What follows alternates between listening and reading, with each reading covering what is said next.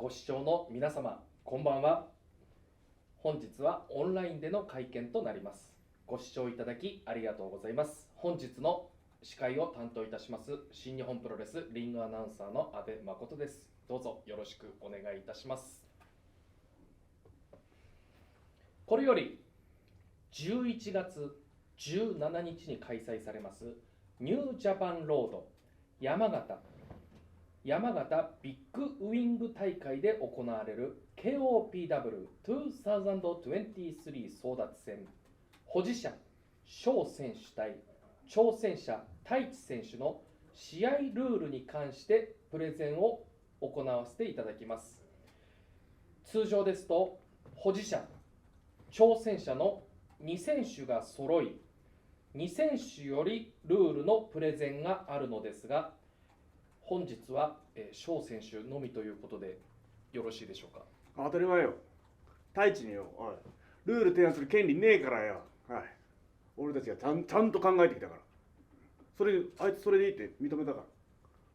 それ大丈夫。根性しとんだよ、おい。両選手の合意があったと向こうがそう認めたから。はい、なので本日は翔選手のみのプレゼンで行わせていただきます。翔選手、本日はよろしくお願いいたします。ちゃんと考えてきたから、公平に戦うために。公平に戦うために。はい、では、準備がよろしいようでしたら、ルールの提案をしていただきたいんですけども。よし、じゃあ今回4つだ。おい。提案ルールは4つということで。4つだよ。メンバーでちゃんと考えてきたからよ。はい。おい。4つのルールですね。じゃあまず1つ、イービル提案のランバージャックストラップマッチよ。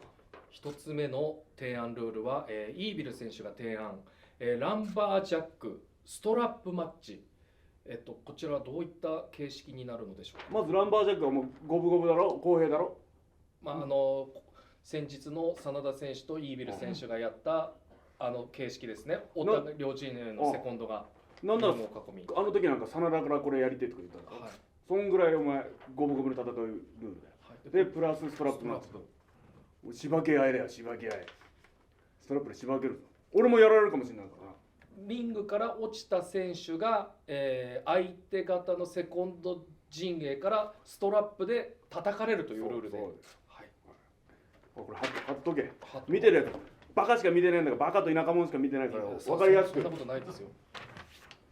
山形の連中も一緒にバカしかいないんだから、ちゃんと分かりやすく貼っとけ。いや山形、言い方なんで山形なんだ本当に。あんなとこで。すごい行かれたこととかございますか。ない。いいところ。記憶にない。僕も両親が山形県の酒田出身なんで。やけんこいつこんなんなんか。そういうことか。山形ろくなやつな本当に。はい。山形いいとこですのでぜひよろしくお願いします。田舎者が。いやそんなことないですよ。では翔選手、続いてのルール提案よろしいでしょうか。次、東郷提案の東郷を含めた2対1アンディキャップマッチよ。東郷選手が提案されたルールはこれもう翔選手と東郷選手のチーム対太一選手ということでよろしいですか。太一あいつ体重何キロよ。太一選手は100キロ。じゃあ俺と東郷足しても100キロなんだよ。100キロなんだよ。体重計乗ったんだよ。それでいや明らかにオーバーして。いや体重計乗ってそうだったんだよ。だからこれしたんだ。これは体重で合わせたらそう100キロ同士という。そうです。当たり前よ。これで五分五分戦えるだろ。いや100キロ。はい。これも貼っとけ。これも。わかりました。はい。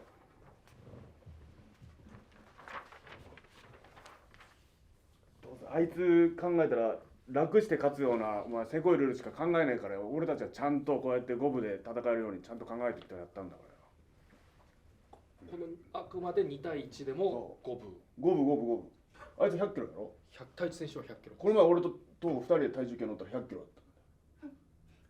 翔選手も100キロ。翔選手と2人合わせて2人で合わせて100キロ。これで5分。これで5分。当たり前よ。はい。では続いてのルール提案よろしいでしょうか。次が裕次郎提案の競技万人マッチだ。高橋裕次郎選手が提案、は狂気万人マッチこれはどういったルール俺たちはですか？狂気に疎いからよ。狂気攻撃慣れてねえんだよ。やられるのがやられるのもやるのも慣れてねえから狂気に疎い。疎いわ。初めてよ。これもしこれのルールにもし決まれば狂気攻撃するもされるも初めてよ。されたことあるけどするのも初めてよ。狂気攻撃するのは初になる。このルールが選ばれたらな。初めて。狂気使っての攻撃が初めてになる。それを選んでもらうのはもう裕次郎。これ万人を裕次郎選手、要はだから裕次郎選手がそれぞれの選手に狂気を渡す役割。そうまさにそうだよ。公平に選ぶだろその方が。公平に叩かれるだろ狂気も。翔選手には有利になる。ならないならない。狂気とか。それをだから裕次郎が公平にお互い公平に戦えるように狂気をお互いに渡すんだよ。それが、狂気万人マッチ。万人だから裕次郎が万人やってくれるんだよ。あ公平に戦えるだろ。素晴らしいよ。これも一個素晴らしいルールだよ。貼っときますか。貼ってください。これも貼りましょう。バカしかアホしか見てねえの。貼っとかないと分からんやろ。ないですよ。田舎者しか見てねえのに。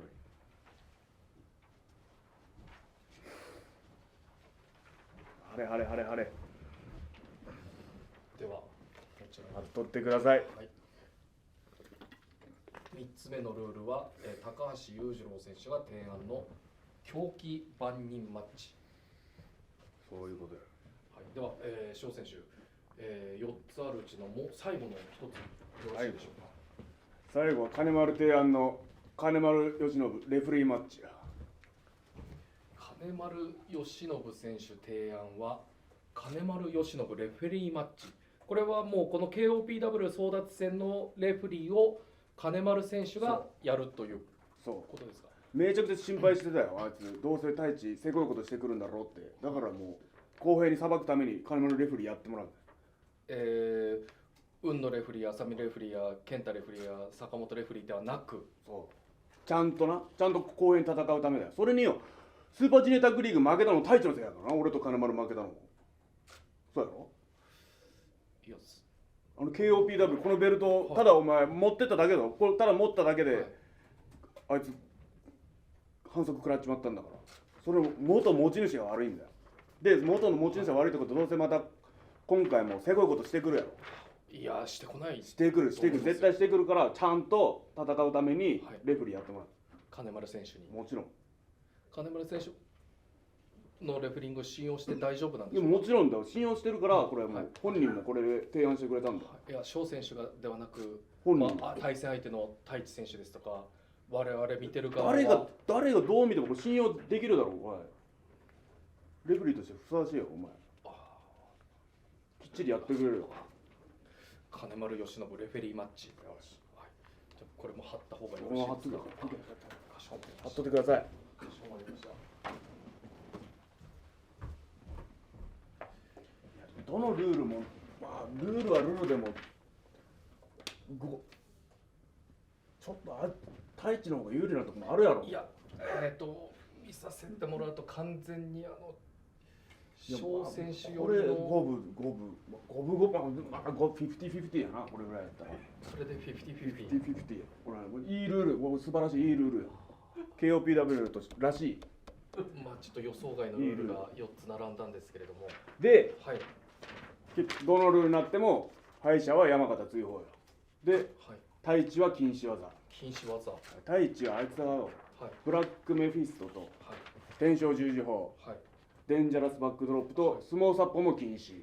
これ太一選手ここまで得意技禁止にされてしまうと太一は禁止だよ。圧倒的不利だと思うんフリーですけど。じゃねえよ。太一だけ禁止だよ。太一だけだよ。太一選手だけ禁止。太一だけだよ。それはちょっとなんか不公平感がなんでありすぎなんですか。分かった。じゃあ俺も禁止技つけてやるよ。俺の必殺技も禁止にしてやる。翔選手の必殺技。必殺技禁止でやる。はい。じゃあ俺もよ。じゃあ太一今何個？太一選手はもう4つですね。ブラックメフィスト、天正十字砲、デンジャラスバックドロップ、相撲殺法も禁止か。じゃあ俺も同じ数禁止にしてやる。俺の必殺技。必殺技を。まずよ。はい。俺の必殺技、シューティングスタープレスまず禁止にしてやる。いつもやってるやつ。シューティングスタープレス。いつも俺がそれで仕留めてるだろ相手。それも禁止にしてやられたことありましたっけ。ある。お前ら記憶すぐ改ざんするやろ頭の中で。公式もその決まり手それに書かねえしよ。シューティングスターシューティングスタープレス、俺の必殺技まず一つシューティングスタープレス、はい、で次もう一個の必殺技フェニックススプラッシュ、俺も禁止にしてやるよ。フェニックススプラッシュ翔選手やられたこいやとは何回もやっとるやろ。今年スーパージュニア覚えてねえのか。覚えてますけど、ジュニアタッグリーグも覚えてますけど、何回も出したら公式戦でほとんど全部出してる。取っとる時もそれも取ったしよ。フォールするときはフェニックススそういうプラッシュで当たり前よ。フォールしてると。でこれ禁止、これ禁止ちょっときついかもしんないけど、タイチだから余裕だから俺もこれ禁止にしといてやるよ。はい、俺の奥の手のダブルローテーションムーンサルトプレス、おい禁止にしてやる。俺の奥の手だよ。ダブルローテーションムーンサルトプレス。俺も禁止だ。これであいつ3つ4つ、はい、今技3つ禁止だろ。3つ、はい。これで5分。あともう1個じゃないですか。太一選手はブラックメフィスト、天正十字砲、デンジャラスバックドロップ、相撲殺法。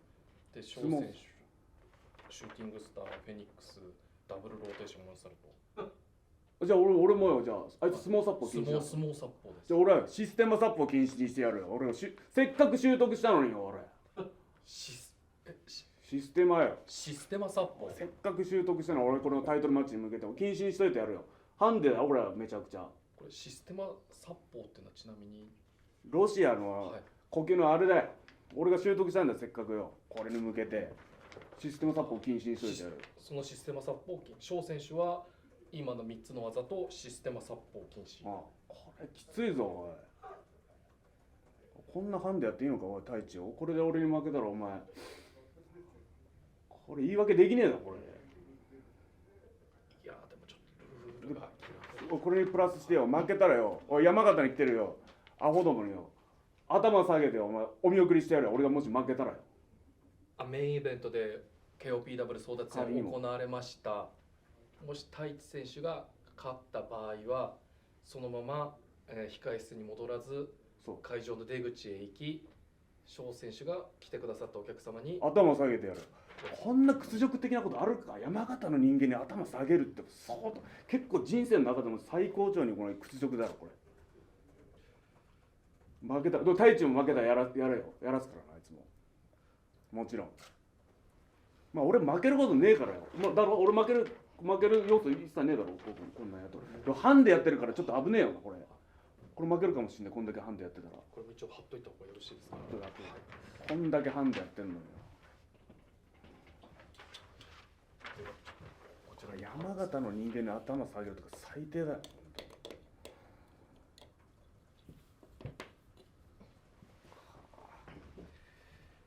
翔選手、今言った4つのルールが提案ルールということでよろしいですか。こちら投票の、説明を、させていただきたいんですけれども。投票なんかもう1日でいいだろ。そんなんいらないで。24時間ありゃええやろ。ポンだろ。あんなそんな時間かかるか押すのに見て。まあ確かにツイッターのツイート X ですね。もう開いてピで終わりますけど。やろもう X もすぐ飛ばしてよ。それ開いてもうやりゃええだけやろ。あんな押すのに時間もかかんない。1日で十分やろ。24時間だけで。24時間で十分。投票24時間にしとけよ。これじゃあ24時間でよろしいでしょうか。スタート予定だったら11月15日から。お前どのルールになっても俺が不利なんやからこれ。俺こんな禁止技しといてよ。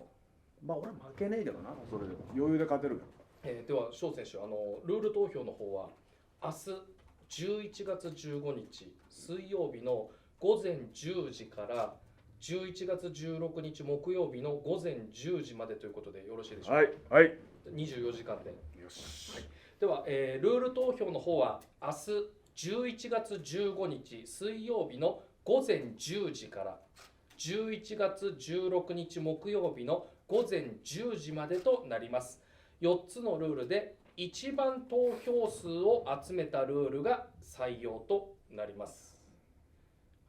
で全てのルールに共通して言えるのは、敗者山形追放、そして禁止技、全てのルールに、共通しているのはこちらですね。お前太一がお前山形に見るの最後やろもうこれ。あいつ負けるもんほぼほぼ確定なのによ。俺に勝てるわけねえから。だから俺に勝てるわけねえだろ。お前太一がちょっとでも勝てると思ってんの？その可能性あると思う？このルールでは不利なんじゃだないかな。ろ太一が勝つなんかね、思うやつなんかね、幽霊とか妖怪信じるやつやろ。おいこの世に存在しねえようなこと。どうせ今年もサンタが来るとかそういうの信じてるやつしかそういう太一が勝つとか思わねえからよ。でももう次からちゃんと太一をコールするとき、山形出禁レスラーってちゃんとコールしてやれよ。山形も勝負はやらなきゃ分かんないですからね。もうほぼ決まりよ。もう山形出禁レスラーってお前サイトの選手名鑑のところに書いとけ。山形はもうこいつでほぼもう出禁17日で決定や言うて。これ分かったか。翔選手に確認したいんですけれども、翔選手がもしも負けた場合も山形にはもう負けた場合なんかそんな考える。だからお前も幽霊とか妖怪で信じるタイプやな。負ける場合とかそんな、この世にありえねえんだ俺が負けることは。もしも仮に負けたら俺が山形出禁やってやろう。やったら山形出禁やろ。その客にこれきつい、山形に来てる客に頭下げると相当きつい。やったら俺がもし負けたら負けるわけねえ。俺が太一なんか負けるわけねえやろ。やったら翔選手以上でルール提案の方は終了ということでよろしいでしょうか。これで五分五分にちゃんと後編戦えるな。なんなら俺の方が不利だからな。俺の禁止技、俺のあんな必殺技禁止にしてんのに。シューティングスターとかフェニックススプラッシュ、きつい、ダブルローテーション、きつい。これシステマ殺法5分ぐらいじゃない。やろう。よし、それでは以上をもちまして KOPW2023 争奪戦保持者翔選手対挑戦者太一選手のルールプレゼン会見を終了いたします。最後までご視聴いただき誠にありがとうございました。田舎者どもが